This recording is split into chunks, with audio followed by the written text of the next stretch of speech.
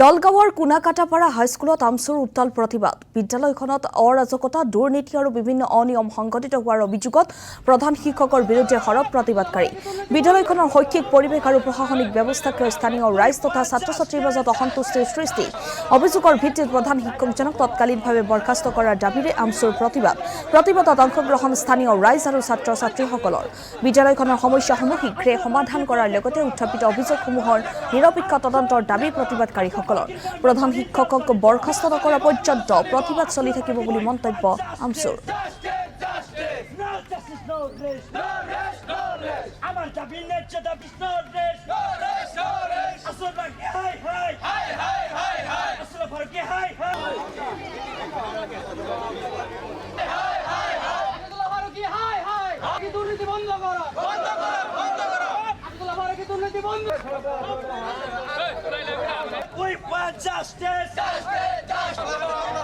একমাত্ৰ এইজন বিদ্যালয় প্ৰধান আছাদুল্লাহ ফাৰুকী ডাঙৰীয়াৰ ময়মতালি আৰু কোনো ধৰণৰ পৰিকল্পনা নোহোৱাৰ কাৰণে আমাৰ এই শিক্ষা অনুষ্ঠানটো লাহে লাহে ধ্বংসমুখলৈ পথ মেলিছে।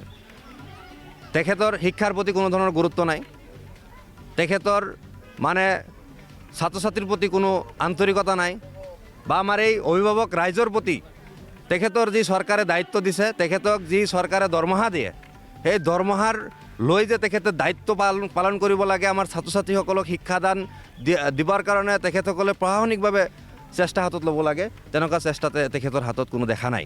তেখেতৰ ওলোটাই তেখেতৰ অসভ্য আচৰণ, কোনোবা অভিভাৱক তেখেতৰ তাত কোনো ধৰণৰ অভিযোগ বা কোনো কথা যদি ক'বলৈ আহে, তেখেতে সেই অভিভাৱকজনক বিভিন্ন ধৰণে তুচ্ছ তাচ্ছিল্য কৰিব বিচাৰে, ভয় ভাবুকি দেখুৱাব খোজে। গতিকে আমি সকলো ৰাইজ মিলি স্পষ্টভাৱে তেখেতৰ আজি আমি নিষিদ্ধ ঘোষণা কৰিছোঁ যে যেতিয়ালৈকে চৰকাৰে তেখেতক ইয়াৰ পৰা বদলীকৰণ নকৰিব, যেতিয়ালৈকে তেখেতে ইয়াৰ পৰা পদত্যাগ কৰি গুচি নাযাব, কাৰণ আমাৰ ছাত্ৰ ছাত্ৰীৰ ভৱিষ্যতৰ কথা আছে। আজি তেখেত নিজে এটা মোল্লা, বেয়া পাব নালাগে, আমি ক'বলৈ বাধ্য হৈছোঁ, কাৰণ ছিনিয়ৰ এইটো আগতে